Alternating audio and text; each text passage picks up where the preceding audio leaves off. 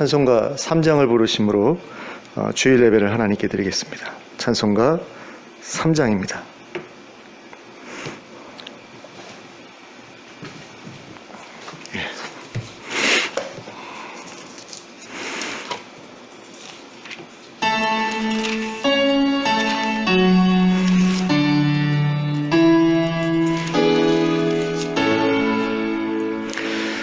성부 성자와 성령 찬송과 영광 돌려보내세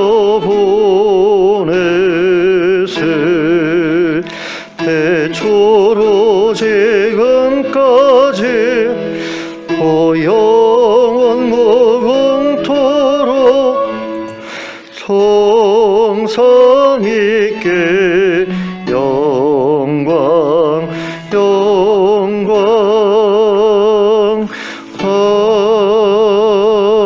아멘.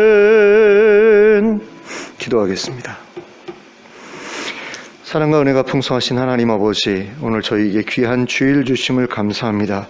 이날에 저희가 하나님 앞에 예배하기 위해 이 자리에 있습니다. 하나님 찾아와 주시고 만나 주시옵소서, 말씀하여 주시옵소서, 또 저희의 삶을 새롭게 하여 주시옵소서. 하나님께서 기뻐하시는 모습으로 점점 더 변화되어가는 저희들 되게 하여 주시옵소서. 예수 그리스도의 이름으로 기도하였습니다. 아멘.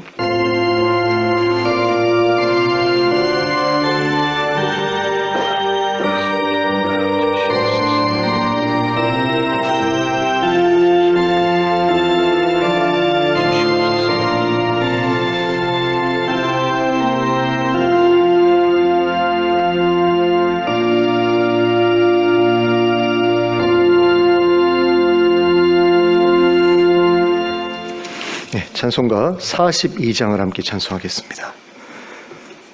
찬송가 42장입니다.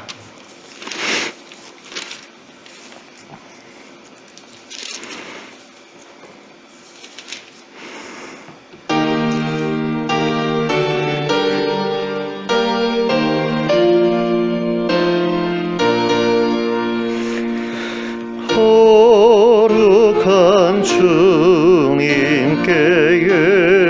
예배를 드리세 무릎을 꿇고서 영광 돌려 흥같은 순종과 향기로운 겸손을 주님께 바쳐서 경배하세 주 앞에 삼가서 겸손히 행하면 주께를 언제나 돌보시리 말씀은 위로와 기도의 응답을 내가 길 바르게 행동하리 주 앞에 설 때에 두려워 말아라 가난한 우리를 도우시리 외로운 진리와 온유한 사랑은 주님께 다 바친 귀한 예물 돌면서 바치는 이 작은 예물로 주님은 귀하게 받으시리 어두운 밤 지나고 새 아침 맞으니 믿음과 소망을 주시리.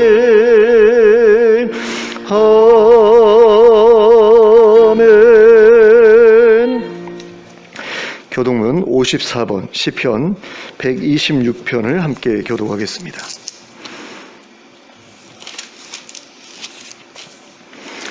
교독문 54번 시편 126편입니다. 함께 교독합니다. 여호와께서 시온의 포로를 돌려 보내실 때에 우리는 꿈꾸는 것 같았도다. 그때 우리 입에는 웃음이 가득하고 우리 혀에는 찬양이 찼었도다. 그때에 문 나라 가운데에서 말하기를 여호와께서 그들을 위하여 큰 일을 행하셨다 하였도다. 여호와께서 우리를 위하여 큰 일을 행하셨으니 우리는 기쁘도다. 여호와여 우리의 포로를 남방 시냇물같이 돌려보내소서. 눈물을 흘리며 씨를 뿌리는 자는 기쁨으로 거두리로다. 같이 봅니다.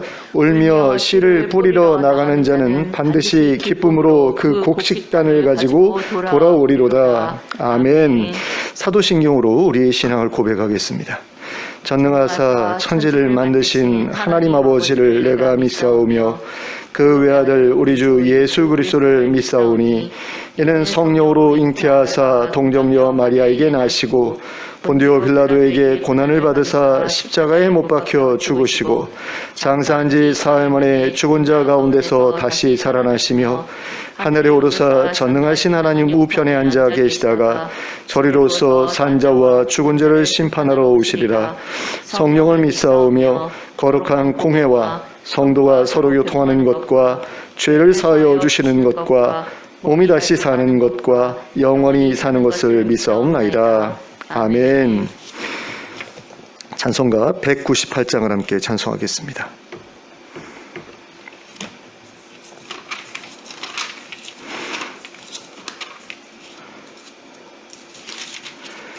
찬송가 198장입니다.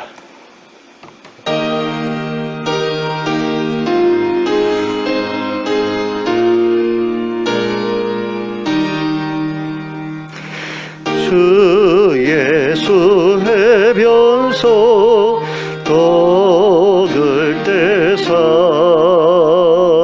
무리를 먹이여 주신 것이 영생의 양식을 나에게도 풍족히 나누어 주옵소서. 생명의 말씀인 나의 주여 목말라 주님을 찾나이다.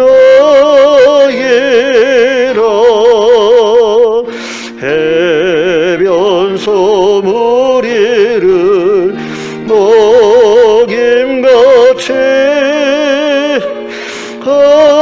갈급한 내 심령 채우소서.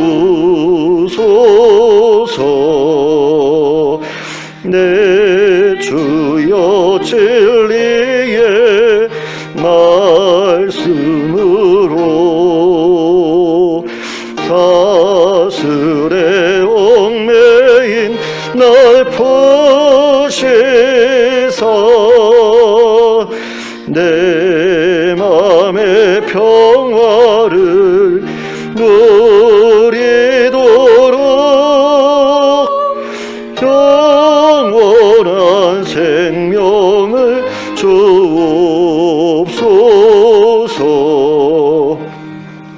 성령을 내 맘에 보내셔서 내 어두운 영에는 밝히시사 말씀에 감추인 참 진리를 깨달아 알도록 하옵소서.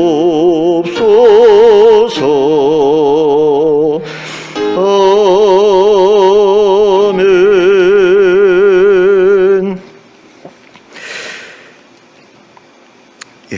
함께 기도하겠습니다. 사랑과 은혜가 풍성하신 하나님 아버지, 하나님께서 저희의 삶을 보살펴 주셔서 또 이 자리에 이렇게 나올 수 있게 해주신 것 감사드립니다.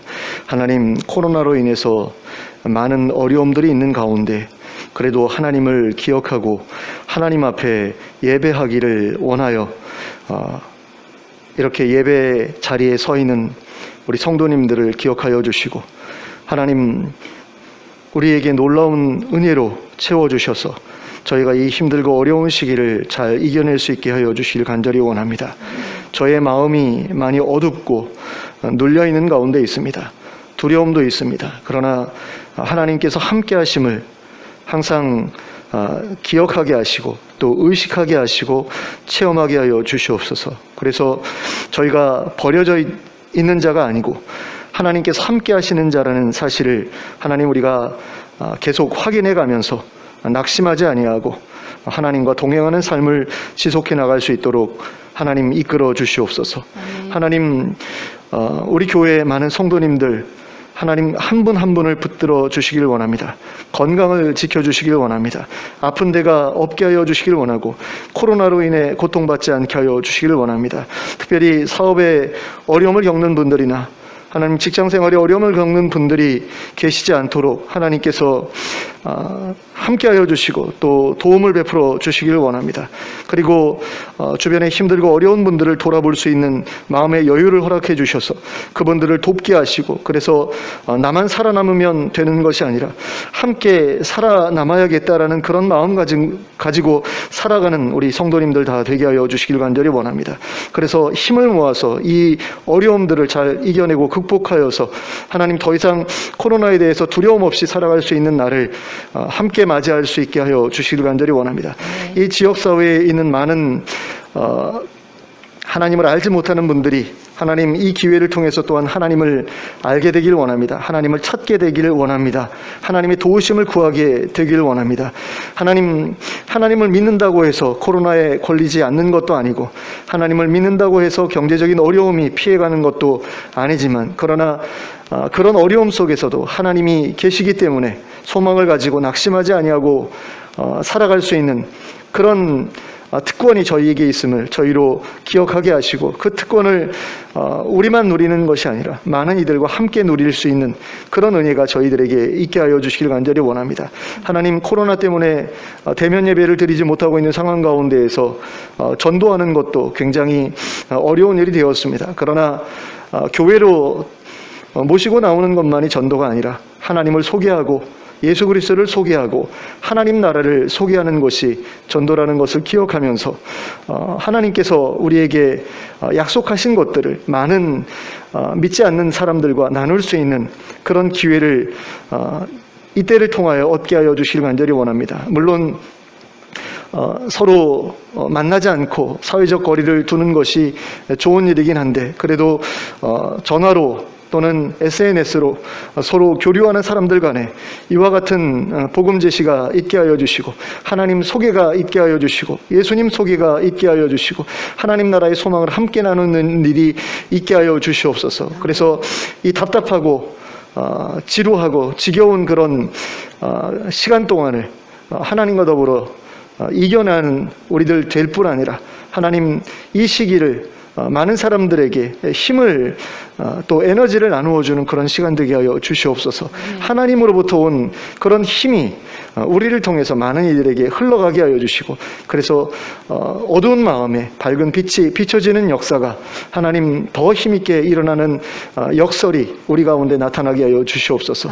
하나님, 세계 여러 곳에 흩어져서 사역하고 계시는 선교사님들을 기억하여 주시옵소서. 하나님, 이집트의 이연약 선교사님, 박예름 선교사님 가정을 기억하여 주시고, 또 알바니아의 김재서 선교사님, 전미애 선교사님 가정을 기억하여 주시기를 원하고, 그 자녀분들을 기억하여 주시고, 하나님 그들이 하는 모든 사역 가운데 아름다운 열매가 맺혀지게 하여 주시기를 간절히 원합니다. 이슬람 국가인데다가 코로나로 인해서 대면 예배를 드리지 못하고 있는 그런 어려움 가운데에서 하나님 아버지, 정말 하나님께서 원하시는 일이 무엇인지, 이 어려움 가운데서도 할 수 있는 일이 무엇인지 찾게 하시고 발견하게 하시고 그 일을 통해서 하나님의 영광을 계속해서 드러낼 수 있는 그런 사역이 되게 하여 주시옵소서. 그리고 이런 어려움 때문에 믿음을 잃어버릴 상황에 있는 분들이 계시다면 그들을 위해서 기도하는 가운데 하나님, 그들이 정말 그 믿음을 단단하게 하나님 굳게 세워나가는 그런 모습들을 볼 수 있는 그런 은혜가 또한 있게 하여 주시옵소서. 하나님 아버지의 예배 가운데 하나님 친히 찾아와 주시고 만나 주시고 또 말씀하여 주시길 원합니다. 하나님의 뜻을 알려주시길 원합니다. 그래서 저희의 모든 잘못된 것들을 바로잡을 수 있도록 허락해 주시고 그 바로잡은 대로 살아감으로 인해서 하나님의 백성으로서 하나님 나라를 잘 준비해 나가는 저희들 되게 하여 주시옵소서. 저희가 드리는 찬양과 기도와 예물을 기쁘게 받아주시고 그 모든 것들이 하나님의 뜻 가운데서 아름답게 열매를 맺게 하여 주시옵소서. 특별히 이 코로나 상황인데다가 또 한파가 몰아치고 있는 가운데 많은 어려움들이 있는 그런 가난한 분들이 또한 있을 줄로 압니다. 그분들을 우리 교회가 어떻게 도울 수 있는지 그 길을 찾게 하여 주시고 도움의 손길을 내밀 수 있도록 하나님께서 여러 부족한 부분들을 채워주시고 또 그럼으로써 많은 분들이 이 어려운 가운데서도 살아남을 수 있는데 우리 교회가 한파를 거두는 그런 교회 될 수 있도록 은혜 베풀어 주시옵소서. 하나님, 예배의 시종을 하나님께 의탁드립니다. 하나님께서 함께하여 주시고 역사하여 주시옵소서. 예수 그리스도의 이름으로 기도하였습니다. 아멘.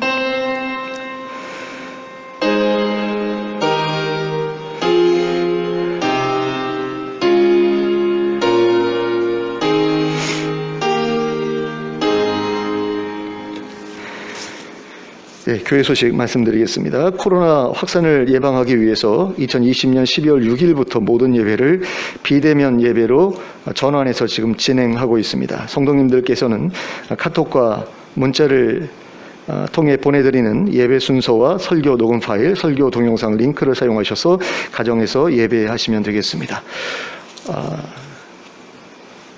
그 비대면 예배 상황이 지속되고 있습니다. 굉장히 안타까운 그런 상황이지만 이렇게 하나님 앞에 예배하는 것을 그래도 지속할 수 있다라는 거예요. 얼마나 감사한 일인지 모르겠습니다. 그래서 비대면 예배 조치가 이제 풀리게 되고 함께 모여서 예배할 날이 돌아오게 되기를 계속해서 소망하면서 함께 기도하는 우리가 될 수 있었으면 좋겠습니다. 이제 하나님의 말씀 함께 보시겠습니다. 마태복음 21장 23절부터 32절까지의 말씀입니다. 마태복음 21장 23절부터 32절까지의 말씀을 함께 읽도록 하겠습니다. 마태복음 21장 23절부터 32절까지입니다. 시작하겠습니다. 시작. 예수께서 성전에 들어가 가르치실새 대제사장들과 백성의 장로들이 나와 이르되 내가 무슨 권위로 이런 일을 하느냐, 또 누가 이 권위를 주었느냐.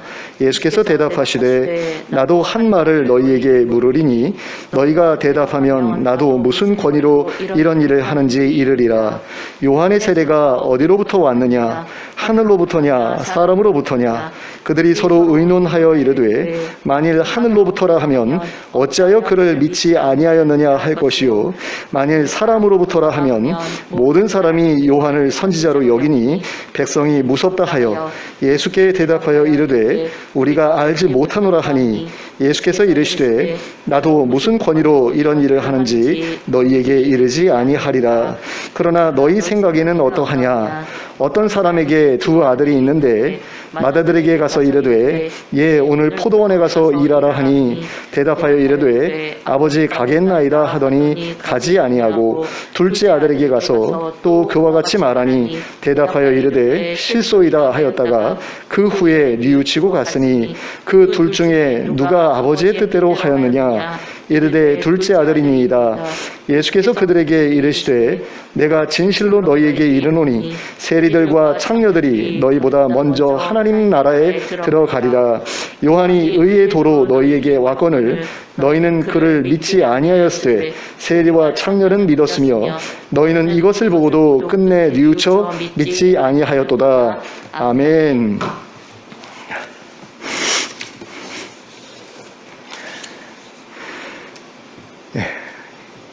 예루살렘에 메시아로 입성하신 예수님께서는 곧바로 성전으로 가셔서 장사하는 사람들을 내어 쫓으셨습니다. 그리고 시각장애인들과 지체장애인들을 치유해 주셨습니다. 예수님께서는 그 다음 날에도 예루살렘으로 들어가시자마자 성전으로 가셨습니다. 그리고 백성들을 가르치기 시작하셨습니다. 그리고 그때 대제사장들과 백성의 장로들이 예수님께로 왔습니다. 그리고는 이렇게 물었습니다. 23절 후반부의 말씀입니다. 내가 무슨 권위로 이런 일을 하느냐? 또 누가 이 권위를 주었느냐? 자, 그러면 대제사장들과 백성의 장로들이 말하고 있는 이런 일이라고 하는 것은 어떤 일을 가리키는 것일까요? 본문에 기록된 내용으로 한정해서 말하면 그 일은 바로 백성들을 가르치셨던 일이었다라고 할 수 있을 것입니다. 그러나 앞에서 살펴보았던 내용까지, 그 전날 하셨던 일들까지를 포함해서 이야기를 하면 성전 안에서 장사하던 사람들을 내어 쫓았던 그 일, 그리고 시각장애인들과 지체장애인들을 치유해 주셨던 그 일들까지를 포함해서 말하는 것이었다라고 할 수 있습니다. 그러면 대제사장들과 백성의 장로들이 예수님께 이런 질문을 했던 이유는 무엇이었을까요? 그들은 어째서 예수님이 무슨 권위로 그런 일을 하는 것인지, 또 누가 그 권위를 예수님께 주었는지 말하라고 했던 것일까요? 그것은 그들이 예수님의 대답 여하에 따라 예수님을 공격하고자 했기 때문입니다. 예수님께서 하나님께로부터 그와 같은 권위를 받았다라고 대답하시면 그 근거를 대라고 하면서 꼬리에 꼬리를 무는 질문을 통해 결국에는 예수님의 권위가 하나님께로부터 온 것이 아니라는 결론으로 이끌어가려고, 몰아가려고 했었기 때문입니다. 근데 대제사장들과 백성의 장로들은 어째서 예수님의 권위를 공격해서 그렇게 무너뜨리려고 했던 것일까요? 그것은 예수님께서 먼저 그들의 권위를 공격하셨기 때문이었습니다. 그 전날에 예수님께서 성전에서 장사하던 사람들을 내쫓으셨던 그 일은 대제사장들의 권위를 철저하게 짓밟는 것과 같은 일이었습니다. 왜냐하면 성전에서 장사할 권한을 사람들에게 허락해 주었던 것이 바로 대제사장들이었기 때문입니다. 그런데 성전 관리의 총책임자라고 할 수 있는 대제사장들이 허락한 그 일을 예수님께서 잘못된 일이라고 비난하고 책망하시면서 회방했으니 대제사장들의 꼴이 우습게 되어 버렸던 것입니다. 그래서 대제사장들과 그들의 편에 서 있던 장로들은 예수님의 권위를 깎아내림으로써 실추되었던 자기들의 권위를 다시 세우고자 했던 것입니다. 그래서 그들은 예수님이 틀렸고 자기네들이 옳다는 근거를 확보하기 위해서 예수님을 찾아와 꼬투리를 찾으려고 했던 것이었습니다. 그런데 예수님께서는 그들의 그와 같은 질문을 무슨 의도로 던졌는지 바로 알아채셨습니다. 그래서 예수님께서는 그들의 질문에 대해 곧바로 대답하지 않으시고 오히려 이렇게 되물으셨습니다. 24절 중반부에서부터 25절 전반부까지의 말씀입니다. 나도 한 말을 너희에게 물으리니 너희가 대답하면 나도 무슨 권위로 이런 일을 하는지 이르리라. 요한의 세례가 어디로부터 왔느냐? 하늘로부터냐? 사람으로부터냐?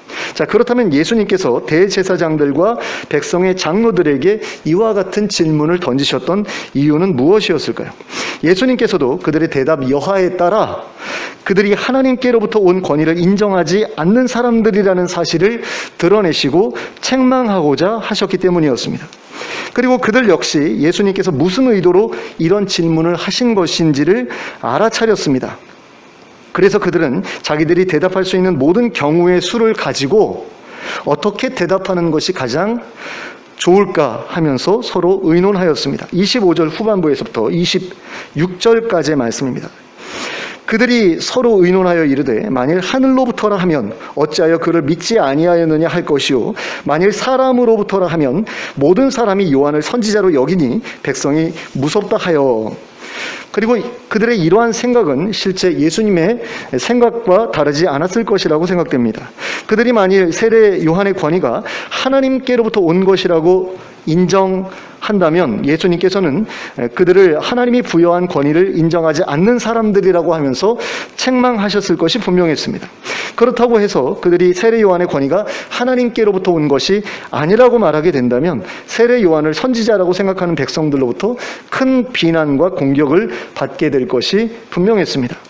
그들의 입장에서는 세례 요한을 선지자로 인정하고 싶지 않았을 것이 분명합니다. 그러나 세례 요한을 선지자가 아니라고 말하게 되면 자기들이 입게 될 타격이 너무나 클 것이 분명했습니다. 그래서 그들은 우리는 알지 못한다, 우리는 모른다 라고 대답할 수밖에 없었습니다.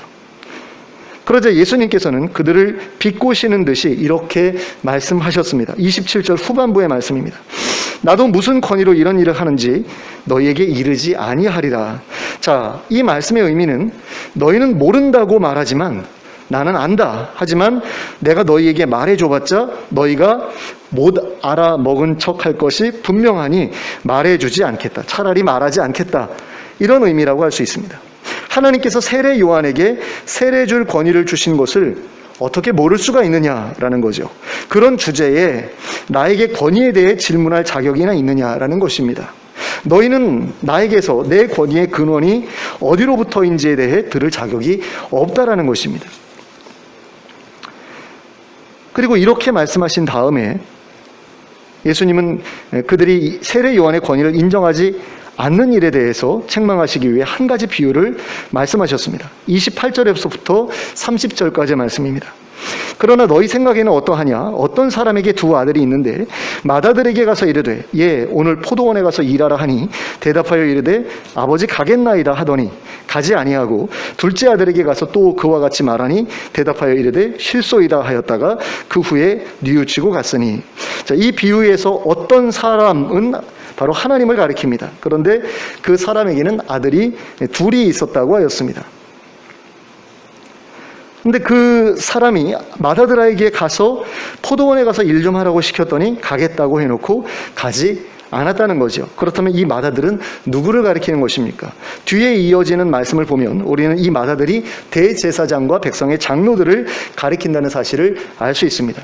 그러므로 맏아들이 아버지의 명령에 대답만 해놓고 실제로 순종하지 않았다는 것은 대제사장과 백성의 장로들이 말로만 하나님께 순종하겠다라고 했을 뿐 실제로는 순종하지 않았다는 그런 의미라고 할 수 있습니다. 그런데 이 맏아들과는 달리 둘째 아들은 아버지의 명령을 듣고서 곧바로 싫다고 대답했습니다. 그러나 그 후에는 뉘우치고 아버지의 명령대로 했습니다. 그러면 이 둘째 아들은 누구를 가리키는 것일까요? 뒤에 이어지는 말씀을 보면 우리는 이 둘째 아들이 세리들과 창녀들을 가리킨다는 사실을 알 수 있습니다. 그러므로 이 둘째 아들이 아버지의 명령에 싫다고 대답했다가 뉘우치고 순종했다는 것은 세리들과 창녀들이 처음에는 하나님의 뜻에 불순종했을지 몰라도 나중에는 하나님의 뜻에 순종했다는 의미라고 할 수 있습니다. 예수님께서는 이와 같은 비유를 말씀하신 후에 그 둘 중에 누가 아버지의 뜻대로 하였는지를 물으셨습니다. 그러자 예수님의 이 질문에 대해 사람들은 모두가 둘째 아들이라고 대답했습니다. 그리고 예수님께서는 그 둘째 아들이 세리들과 창녀들을 가리킨다고 말씀하시면서 그들이 너희보다 먼저 하나님 나라에 들어갈 것이라고 말씀하셨습니다. 그리고 그 이유에 대해 다음과 같이 설명해 주셨습니다. 32절 말씀입니다. 요한이 의의 도로 너희에게 왔거늘 너희는 그를 믿지 아니하였으되 세리와 창녀는 믿었으며 너희는 이것을 보고도 끝내 뉘우쳐 믿지 아니하였도다. 자, 아버지의 뜻을 전해주기 위해 온 사람이 바로 세례 요한이었다라는 거죠. 하나님의 뜻대로 의의 도를 전해주기 위해 온 사람이 세례 요한이었다라는 겁니다. 그런데 그것을 끝까지 거절하고 받아들이지 않았던 것이 너희들이라는 거죠. 하나님께로부터 온 권위를 인정하지 않았던 사람들이 바로 너희들이라는 것입니다. 그리고도 끝까지 뉘우치지 않고 있는 게 바로 너희들이라는 것입니다. 그런데 세리들과 창녀들은 너희와는 다르게 세례 요한이 전해준 의의 도를 믿었다라는 거죠. 하나님의 뜻을 받아들였다라는 겁니다. 그러므로 그들이 너희들보다 하나님 나라에 더 가깝다라는 것입니다. 그런데 예수님께서 그들을 향해 이와 같은 말씀을 하셨을 때 대제사장들과 백성의 장로들은 그 말씀을 인정할 수가 없었을 것입니다. 그 말씀을 듣는 것부터가 굉장히 기분이 나빴을 것입니다. 왜냐하면 그들은 자기들이 완벽하게 하나님의 뜻대로 행하고 있다고 생각하고 있는 사람들이었기 때문입니다. 그리고 그들은 세리들과 창녀들은 하나님 나라에 들어갈 자격이 전혀 없는 사람들이다라고 생각하고 있었기 때문입니다. 그런데 세리들과 창녀들이 자기들보다 하나님 나라에 먼저 들어갈 것이라고 말씀하셨으니 그 말씀을 어떻게 받아들일 수 있었겠습니까? 그럴 수 없었을 것입니다. 그러므로 그들은 예수님의 말씀이 옳지 않다고 생각할 수밖에 없었고, 또 그런 옳지 않은 말을 하는 이상 예수님의 권위도 옳지 않은 권위라고 생각할 수밖에 없었던 것입니다. 무엇보다 그들은 자기들이 가지고 있는 권위야말로 하늘로부터 주어진 정당한 권위라고 생각하고 있었습니다. 유대인이라면 누구나 그 권위를 인정하고 있는 모세, 바로 그 모세를 통해서 주신 그런 권위가 자기네들에게 있다라고 생각하고 있었다라는 것입니다. 제사장이라는 직분과 성전 제도가 바로 하나님께로부터 주어진 것이기 때문에 그러한 직분을 가지고 그러한 제도 안에서 일하고 있는 자기들이야말로 누구도 침범할 수 없는 독점적인 권위를 가지고 있는 사람들이다, 이렇게 생각하고 있었다라는 거죠. 그런데 이러한 생각은 예수님 시대의 제사장들만 가지고 있었던 생각은 아니었습니다. 모든 시대의 제사장들이 그와 같은 생각을 가지고 있었습니다. 그리고 그 생각이 아주 틀렸던 것도 아니었습니다.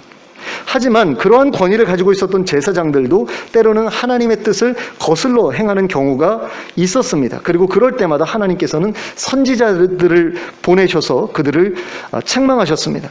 그런데 그럴 때마다 제사장들은 자기들을 책망하는 선지자들의 권위를 부정했습니다. 그리고 그들을 거짓 선지자로 몰았습니다. 가장 대표적인 사건이 예레미야서에 기록되어 있는 것을 볼 수 있습니다. 제가 몇몇 곳을 읽어드리도록 하겠습니다.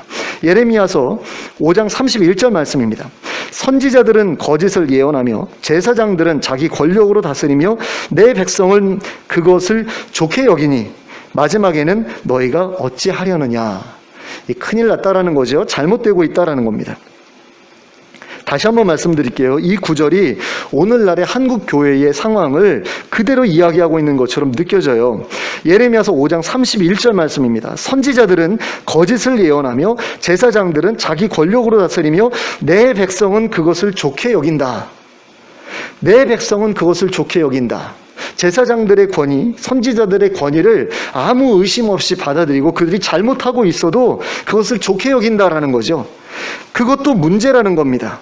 제사장들이나 선지자들의 행위만 잘못된 게 아니라 그들을 대하는, 그들의 권위를 무조건적으로 수용하는 너희들도 문제다라는 거죠. 그렇게 하다가 마지막에 어떻게 하겠느냐라는 겁니다. 큰일 난다라는 거죠. 그 다음에 예레미야서 6장 13절 말씀입니다. 예레미야서 6장 13절. 이는 그들이 가장 작은 자로부터 큰 자까지 다 탐욕을 부리며 선지자로부터 제사장까지 다 거짓을 행함이라. 자, 제사장들도 거짓을 행하고 있는 그런 상황이라는 겁니다. 자, 그 다음에 예레미야서 20장 1절부터 제가 읽어드리겠습니다. 임멜의 아들 제사장 바스훌은 여호와의 성전의 총감독이라. 그가 예레미야의 이 일 예언함을 들은지라. 이에 바스훌이 선지자 예레미야를 때리고 여호와의 성전에 있는 베냐민 문 위층에 목에 씌우는 나무 고랑으로 채워 두었더니, 제사장이 선지자를 때렸다라는 거죠. 그리고 목에 씌우는 나무 고랑으로 채워 두었다라는 겁니다. 그러니까 선지자의 말이 제사장 듣기에 기분이 나빠서 그 선지자를 거짓 선지자로 몰아가지고 감금했다라는 거죠. 또 구타했다라는 겁니다. 또 예레미야서 26장 1절부터의 말씀을 제가 또 읽어드리겠습니다. 유다의 왕 요시아의 아들 여호야김이 다스리기 시작한 때에 여호와께로부터 이 말씀이 임하여 이르시되 여호와께서 이와 같이 말씀하시니라. 너희는 여호와의 성전뜰에 서서 유다 모든 성읍에서 여호와의 성전에 와서 예배하는 자에게 내가 내게 명령하여 이르게 한 모든 말을 전하되 한마디도 감하지 말라. 그들이 듣고 혹시 각각 그 악한 길에서 돌아오리라. 그리하면 내가 그들의 악행으로 말미암아 그들에게 재앙을 내리려 하던 뜻을 돌이키리라. 너는 그들에게 이와 같이 이르라. 여호와의 말씀에 너희가 나를 순종하지 아니하며 내가 너희 앞에 둔 내 율법을 행하지 아니하며 내가 너희에게 나의 종 선지자들을 꾸준히 보내 그들의 말을 순종하라고 하였으나 너희는 순종하지 아니하였느니라. 내가 이 성전을 실로같이 되게 하고 이 성을 세계 모든 민족의 저주거리가 되게 하리라 하셨느니라. 여호와가 여호와의 성전에서 이 말을 하매 제사장들과 선지자들과 모든 백성이 듣더라. 예레미야가 여호와께서 명령하신 말씀을 모든 백성에게 전하기를 마침에 제사장들과 선지자들과 모든 백성이 그를 붙잡고 이르되 내가 반드시 죽어야 하리라. 어찌하여 내가 여호와의 이름을 의지하고 예언하여 이르기를 이 성전이 실로같이 되겠고 이 성이 황폐하여 주인이 없으리라 하느냐 하며 그 모든 백성이 여호와의 성전에서 예레미야를 향하여 모여드니라. 자, 예수님께 일어났던 일과 거의 차이가 없는 그런 일이 바로 예레미야 선지자에게 일어났던 것을 봅니다. 늘 이랬다라는 거죠. 자, 아모스서에서도 이와 비슷한 내용을 볼 수 있습니다. 제가 읽어드릴게요. 아모스서 7장 7절부터 이 말씀을 봅니다. 내게 보이신 것이 이러하니라. 다림줄을 가지고 쌓은 담 곁에 주께서 손에 다림줄을 잡고 서셨더니 여호와께서 내게 이르시되 아모스야 내가 무엇을 보느냐. 내가 대답하되 다림줄이니이다. 주께서 이르시되 내가 다림줄을 내 백성 이스라엘 가운데 두고 다시는 용서하지 아니하리니 이삭의 산당들이 황폐되며 이스라엘의 성소들이 파괴될 것이라. 내가 일어나 칼로 여로보암의 집을 치리라 하시니라. 때 베델의 제사장 아마샤가 이스라엘의 왕 여로보암에게 보내어 이르되 이스라엘 족속 중에 아모스가 왕을 모반하나니 이 모든 말을 이 땅이 견딜 수가 없나이다. 아모스가 말하기를 여로보암은 칼에 죽겠고 이스라엘은 반드시 사로잡혀 그 땅에서 떠나겠다 하나이다. 아마샤가 또 아모스에게 이르되 선견자야 너는 유다 땅으로 도망하여 가서 거기에서나 떡을 먹으며 거기에서나 예언하고 다시는 베델에서 예언하지 말라. 이는 왕의 성소요 나라의 궁궐임이니라. 자, 이런 식으로 선지자들이 하나님의 말씀을 전할 때에 그 말씀을 통해서 책망을 받았던 제사장들은 늘 선지자들의 그 말에 대해서 잘못되었다, 거짓이다, 이런 식으로 매도하면서 그들을 공격했다라는 겁니다. 그 선지자들의 권위를 인정하지 않았다라는 거죠. 그 이유가 무엇이었습니까? 이스라엘의 제사장들 가운데 대부분의 사람들이 자기들의 권위를 그 누구도 침범할 수 없는 절대적인 권위라고 생각했기 때문입니다.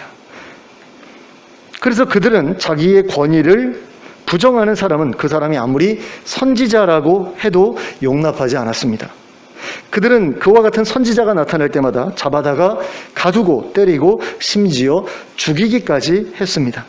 그들은 자기들의 권위를 침범하지 않는 선지자, 자기네들의 권위를 인정해주고 존중해주는 선지자만을 참 선지자라고 인정해주고 수용했습니다.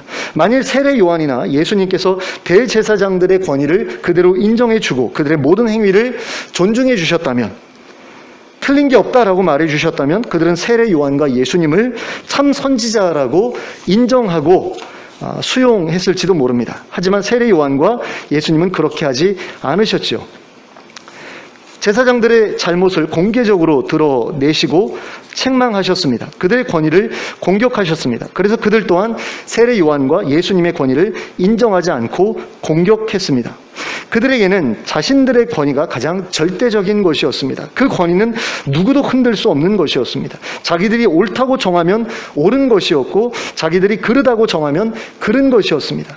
자기들이 성전에서 장사를 해도 된다고 하면 성전에서 장사를 해도 되는 것이었고, 자기들이 세리와 창녀는 하나님 나라에 들어갈 수 없다라고 말하면 세리와 창녀는 하나님 나라에 들어갈 수가 없게 되는 것이었습니다. 그런데 이건 아니었지 않습니까? 하나님의 뜻과 전혀 맞아떨어지는 게 없는 그런 결정이었잖아요. 그런데도 그들은 하나님께서 자기들에게 그런 권위를 주셨다라고 생각했고, 또 그런 권위를 그런 식으로 사용해도 된다라고 생각했고, 그래서 그 잘못된 방식으로 자기들의 권위를 사용하면서도 그것에 대해서 비판하는 것을 참을 수가 없었던 거죠. 근데 오늘날에도 이와 같은 권위가 자기들에게 있다라고 생각하는 그런 사람들이 있습니다. 주로 목회자들 가운데에서 이와 같은 사람들을 흔히 발견하게 됩니다. 교리주의자들이나 은사주의자들 가운데 특히 이런 사람들이 많습니다. 교리주의자들은 자기가 붙들고 있는 신학과 교리를 선하게 판단 기준으로 삼습니다. 또 은사주의자들은 자기가 경험한 신비체험과 자기가 들었던 신령한 음성을 선하게 판단 기준으로 삼습니다. 교리주의자들은 자기네들이 옳다고 생각하고 있는 교리를 붙들고 있으면 구원을 받는다 라는 식으로 생각을 하고, 그 교리가 아닌 다른 교리들은 다 잘못됐다 이런 식으로 생각을 하죠. 또 은사주의자들은 자기네들이 체험한 게 성경적인 것이고 자기네들이 체험하지 못한 건 성경적인 게 아닌 이런 식으로 이제 판단하고 평가하는 것을 보게 됩니다. 그런데 이것은 바리새인들과 서기관들이 율법과 장로들의 유전을 선하게 판단 기준으로 삼았던 것과 다르지 않습니다. 또한 대제사장과 백성의 장로들이 제사장 직분과 성전 제도를 선하게 판단 기준으로 삼았던 것과도 다르지 않습니다. 그러나 하나님께서 인정하시는 유일한 선하게 판단 기준은 세례 요한이 전했던 의의 도, 그리고 예수님께서 전하셨던 하나님의 뜻 외에는 없다라는 게 가장 중요한 사실입니다. 그리고 세례 요한이 전했던 의의 도와 예수님이 전하셨던 하나님의 뜻은 서로 다른 것이 아닙니다. 같은 것입니다. 그리고 우리는 그것을 하나님의 말씀 속에서 발견할 수 있습니다. 그러니까 하나님의 말씀 속에서 우리는 하나님의 뜻을 발견할 수 있고 의의 도를 발견할 수 있다라는 것입니다. 그러므로 우리는 하나님께서 자신의 종들과 자신의 아들을 통해서 하신 말씀만을 권위 있는 것으로 받아들여야 합니다. 그것만을 진리이자 선악의 기준이라고 생각하고 받아들여야 합니다. 근데 어떤 사람들은 성경에 기록된 하나님의 말씀 자체가 가지고 있는 그런 권위보다도 그 말씀을 해석한 사람들의 권위를 더 중요하게 여기는 것을 보게 됩니다. 그래서 어떤 사람의 해석은 무조건적으로 수용하고 어떤 사람의 해석은 무조건적으로 거부하는 그런 모습을 볼 수 있습니다. 칼빈의 해석은 무조건 수용하고 웨슬레의 해석은 무조건 틀렸어, 이런 식으로 말하는 그런 사람들이 있고, 웨슬레의 해석은 무조건 맞고 칼빈의 해석은 무조건 틀렸어, 이런 식으로 생각하는, 그런 식으로 이해하는 그런 사람들도 있다라는 거죠. 어떤 교파의 교리는 무조건 옳고 어떤 교파의 교리는 무조건 틀리다, 이런 식으로 생각하는 그런 사람들도 있다라는 겁니다. 그리고 이것과 비슷하게 어떤 설교자의 설교는 무조건 옳고 어떤 설교자의 설교는 무조건 그르다, 이런 식으로 생각하는 사람들도 있죠. 특별히 김성수 목사님 같은 경우 그 교회 성도들은 그 목사님의 설교가 최고다라고 그렇게 생각하는 그런 모습을 볼 수 있습니다. 또 순복음교회, 여의도 순복음교회 성도들 가운데 많은 사람들이 조용기 목사님의 설교는 늘 옳다, 잘못된 거 없다, 이런 식으로 생각하는 그런 모습도 우리가 쉽게 보게 되죠.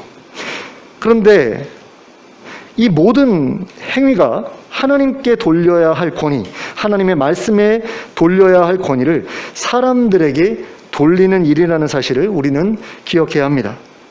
알아야 합니다. 그리고 이와 같은 행태는 언제나 잘못된 것이라는 것도 알아야 합니다.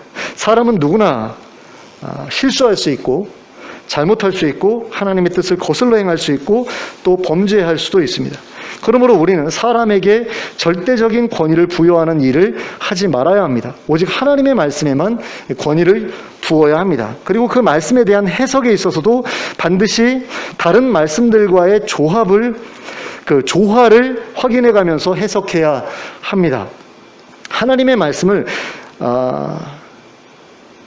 계속해서 검증해 나가야 된다라는 거죠. 그 해석을, 하나님의 말씀이 바르게 해석됐는지 잘못 해석됐는지를 계속 확인해 나가야 되는데, 그 확인해 나가는 방법이 어떤 방법이어야 하냐면 다른 말씀들과 조화를 이루느냐, 조화를 이루지 않느냐, 이것을 이제 검증하는 것이어야 된다라는 거죠. 그 방법으로 하나님의 말씀을 바로 해석했는지 아닌지를 우리가 점검하는 게 가능하다라는 겁니다. 왜냐하면 하나님의 말씀은 서로 충돌하지 않기 때문입니다. 물론 가끔 가다가 하나님의 말씀에서 서로 충돌하는 것 같은 그런 내용들이 있는 것을 봅니다. 어떤 곳에서는 술을 마시지 마라, 아예 술을 쳐다보지도 마라, 이렇게 말씀하는 곳이 있고, 어떤 곳에서는 건강에 도움이 되도록 술을 조금씩 마셔라, 뭐 이런 구절들도 있잖아요. 이게 서로 충돌하는 것처럼 느껴지죠. 그런데 이런 것은 어떻게 해석할 수 있습니까? 그들이 처했던 그 상황에 따라서, 그리고 그들이 어떤 사람이었느냐에 따라서 다른 조언, 때와 상황에 맞는 그런 조언이 주어진 것이고, 그것을 일반화시키는 것은 곤란하다, 이렇게 우리가 생각해야 되는 거죠. 그런 식으로 말씀이 서로 충돌하는 것 같이 느껴지는 그런 부분들은 해석하는 게, 그런 식으로 이제 해석하고 조화를 찾는 것이 가능합니다.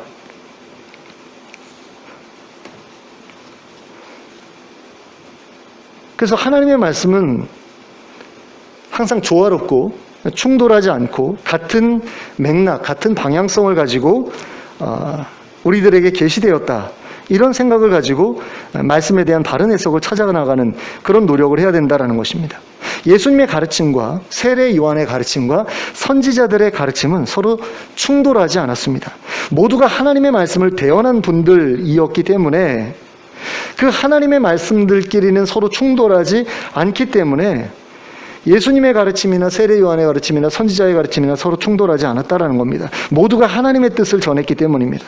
모두가 의의 도를 전했기 때문입니다. 그런데 의의 도를 전해도, 하나님의 뜻을 그대로 전해도 자기들이 생각하는 바와 다르면 받아들이지 않는 그런 사람들이 있습니다. 자기들이 지금까지 배워왔던 것과 다르다고 느낄 때에 그것에 대해서 전혀 받아들이려고 하지 않는 그런 분들이 있습니다. 자기들이 지금까지 누군가로부터 들어왔던 것과 다르다라고 느낄 때에 절대로 받아들이려고 하지 않는 그런 분들이 있다라는 겁니다. 요즘에 그런 일들이 굉장히 많이 두드러지게 나타나는 것을 봅니다. 유튜브에 보면 약간 진보적인 성향을 가진 목사님들과 보수적인 성향을 가진 목사님들 사이에 서로에 대해서 계속해서 공격하고 치고받는 그런 모습들을 봅니다. 그래서 진보적인 것은 다 사단적인 것이고 악마적인 것이다 라고 그렇게 이야기하는 보수적인 그런 분들이 있고, 또 보수적인 것에 대해서는 저건 만모니즘이다, 저건 하나님이 아니라 만문을 섬기는 거다, 이런 식으로 공격하는 그런 모습들도 우리가 보게 됩니다. 자, 그런 분들 가운데 내가 존경하고 내가 인정하는 그분의 말만 무조건 다 옳고 다른 사람의 말은, 다른 편에 서 있는 목사님의 말은 다 틀리다, 이렇게 생각하는 것은 곤란한 일입니다. 왜냐하면 말씀에 우리가 인정해야 될 권위는 말씀 자체에 있는 것이지 그 해석에 있는 것이 아니기 때문입니다. 근데 내 마음에 들게 해석하면 그 권위는 인정하고, 내 마음에 들게 해석하지 않으면 그 권위는 인정하지 않는다. 이것은 예수님을 거부했던 사람들이 가지고 있었던 그런 태도와 너무나 똑같은 그런 태도라는 거죠. 그런 태도를 가지고 있어서는 큰일 난다라는 겁니다. 그것을 좋게 생각하니 너희가 어찌하려느냐라고 하나님 말씀하시잖아요. 제사장들이 잘못 말하고 있는데, 선지자들이 잘못하고 있는데도 너희들이 그것을 좋다고 생각하니 나중에 어쩌려고 그래? 라고 하나님께서 물으시지 않습니까? 그게 바로 오늘날 우리를 향해서 동일하게 물으시는 질문이다라는 겁니다. 너희가 그 사람들 말하는 거 무조건적으로 받아들이는데 그거 아니라는 거죠. 생각해 보라는 겁니다. 내가 지금까지 들어왔던 것, 내가 지금까지 배워왔던 것과 다르더라도 그것이 정말로 하나님의 다른 말씀들과 서로 충돌하지 않는다면, 그리고 성경의 전체적인 메시지와 충돌하지 않는다면 한번 고민해 볼 필요가 있다는 겁니다. 자신이 지금까지 배워왔던 것이 과연 올바른 것인지 아닌지 확인해 볼 필요가 있다는 거죠. 그러니까 무조건적으로 거부하고 나 받아들이지 않을래 이래서는 안 된다는 겁니다. 심지어는 이단들이 말하고 있는 것이다 라고 할지라도 마찬가지입니다. 저도 그런 경험이 있습니다. 제가 하나님 나라에 대해서 이렇게 공부하게 되면서 하나님의 나라라는 것이 우리가 죽어서 가는 천국을 말하는 것이 아니라는 사실을 알게 되었습니다. 그러니까 어떤 분들은 하나님의 나라를 하나님의 통치라고 그렇게 이해하기도 합니다. 그런데 저는 하나님의 나라가, 그러니까 완성된 하나님의 나라가 실체를 가진 거라고 생각을 해요. 죽어서 가는 천국, 영혼만 거주하는 그런 곳이 아니라 새로운 부활해서 새로운 몸을 입고 살아가는 지금 우리가 살고 있는 이 세상과 거의 흡사한, 그럼에도 불구하고 망가진 것이 없는, 망가진 질서가 아니라 온전하게 유지되는 그런 질서 속에서 살아가는 그런 새로운 세상, 새로운 사회라고 생각을 하거든요. 근데 그것에 대해서 이야기를 했더니 어떤 교단의, 특정 교단의 목사님들이 그 이단이 이야기하는 거 아니냐 이런 식으로 이야기를 하더라고요. 그러니까 여호와의 증인들이 말하고 있는 것과 너무나 비슷하다라는 겁니다. 여호와의 증인들은 지상 낙원에서 살 수 있다라고 이야기를 하거든요. 근데 지상 낙원이라는 게 완성된 하나님의 나라와 다르지 않은 것입니다. 그런데 여호와의 증인들이 말하니까 그건 잘못된 것 같아 라는 생각이 우리 정통교단에 속한 그런 목사님들에게 뿌리 깊게 자리 잡고 있다라는 거죠. 그래서 이단 아니냐 이런 식으로 이제 이야기를 하더라고요. 그러니까 제가 여러 가지를 설명을 해도 받아들이질 않는 거예요. 근데 그 교단에 이제 그 신학교 총장이 되셨다가 얼마 전에 은퇴하신 그 교수님이 제가 옳다고 이야기를 해주시는 그런 일들이, 그런 일이 있었습니다. 그것을 통해서 제가 그때 받았던 그런 어떤 상처 같은 것들을 어느 정도는 이제 그 추스릴 수 있었는데 받아들이질 않는 거예요. 여호와의 증인 아니냐 뭐 이런 식으로 이야기를 해요. 그래가지고 제가 집에 돌아와서 찾아봤습니다. 이게 정말로 정통교단의 교리로서 받아들일 수 있는 것이냐. 그래가지고 안토니 후쿠마라는 분이 쓴 개혁주의 종말론이라는 책이 있거든요. 거기에 봤더니 제가 이해했던 것과 똑같은 이야기가 나오는 거예요. 그러니까 완성된 하나님의 나라는 이 지구가, 우리가 살고 있는 이 땅이 갱신이 되어서 새롭게 만들어진 그 지구에서 하나님의 백성들이 다시 새로운 몸을 입고 부활해서 영원히 살아가게 되는 그곳이 바로 하나님 나라다. 이런 식으로 해석을 해놓은 것을 보았거든요. 근데 이 안토니 후쿠마라는 분이 개혁주의 신학에서, 신학자 가운데에서 굉장히 중요한 인물이기 때문에 이분이 말한 걸 가지고 이단이다라고 그렇게 말하기 어렵습니다. 그러니까 이 책을 미리 제가 읽어가지고 그 내용을 제가 기억하고 있었다가 그분들한테 말해줬으면 제가 그분들한테 밀릴 이유가 전혀 없었을 거예요. 오히려 너희들 개혁주의 신학을 공부한 거 맞냐 이런 식으로 그들을 몰아붙일 수 있었을 텐데 그 책을 제가 읽기 전이었고 어떤 정확하게 그렇게 머릿속에서 정리해 놓은 상황이 아니었기 때문에, 그리고 그분들은 여러분이었고 저는 혼자였기 때문에 저 혼자 약간 어려움을 좀 겪었던 그런 일이 있습니다. 이런 겁니다. 이단들이 말하는 것 중에서도 제대로 말하고 있는 것이 있을 수 있다라는 거죠.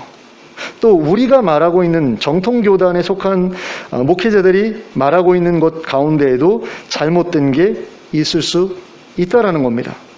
그래서 우리는 그 어느 누구의 가르침도 절대적인 것으로 정해놓고 맹목적으로 따르지 않도록 주의해야 합니다.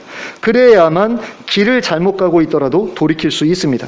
넓은 길로 가다가 함께 망하는 그런 일을 피할 수 있습니다. 그러므로 해석된 말씀이 아니라 기록된 말씀만을 우리가 인정해야 할 유일한 권위로 받아들이는 우리가 될 수 있길 바랍니다. 그리고 그 권위 있는 말씀을 올바로 해석하기 위한 노력을 계속하는 여러분들 되시길 바랍니다. 그래서 그 말씀 속에서 하나님의 성품과 하나님의 뜻과 하나님의 계획을 온전히 발견하고 그 안에서 하나님의 백성으로서 마땅히 따라야 할 의를 발견하여 의의 도를 발견하여 그 길을 올바로 걸어가는 저와 여러분이 될 수 있기를 예수 그리스도의 이름으로 축원합니다.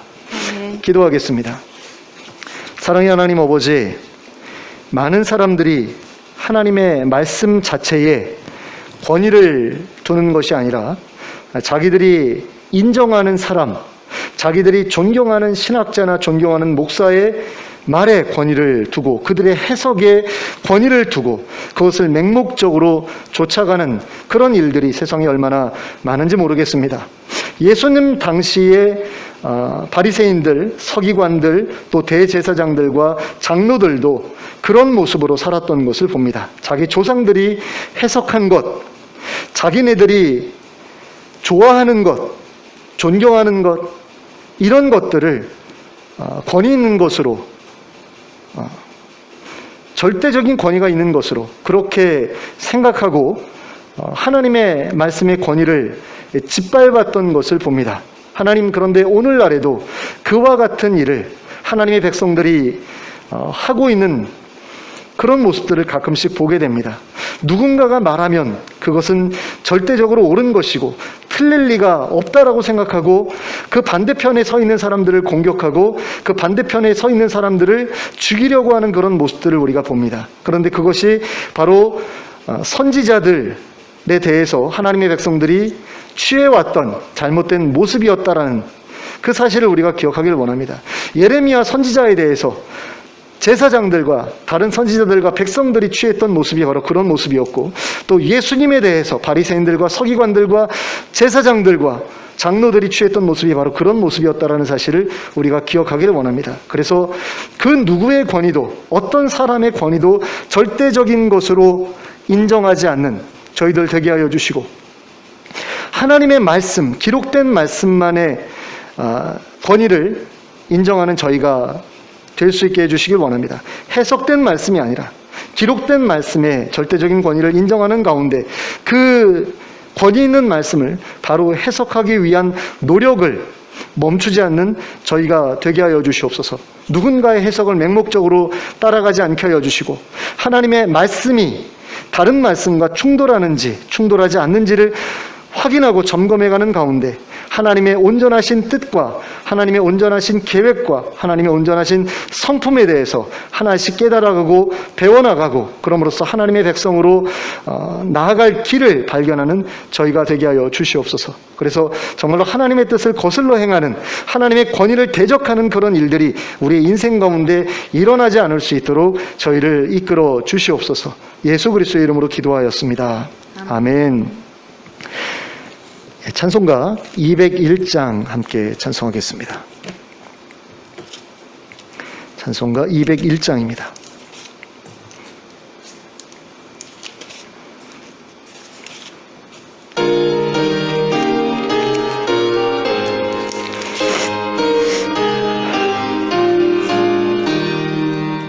찬사랑 되신 말씀 하늘의 지혜요, 변하지 않는 진리 온 세상 빛이라.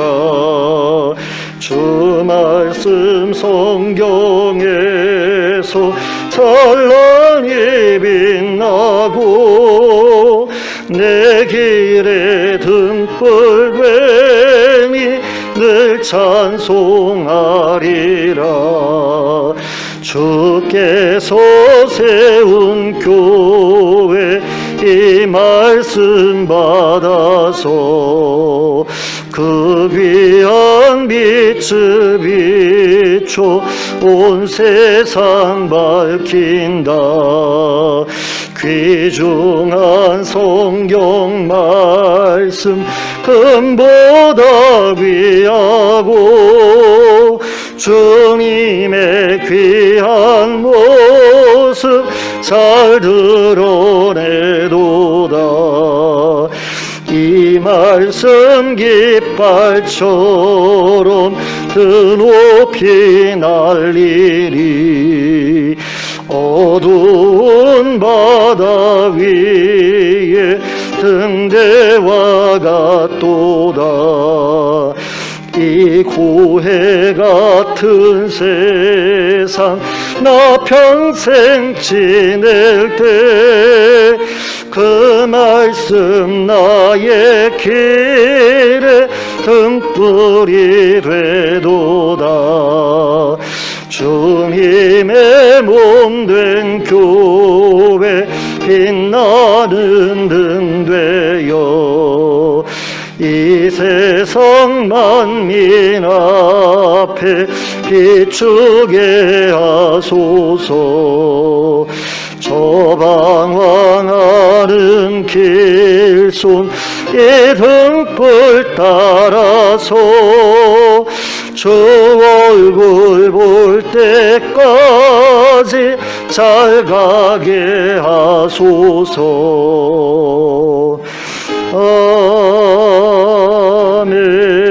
아멘. 예, 함께 기도하겠습니다.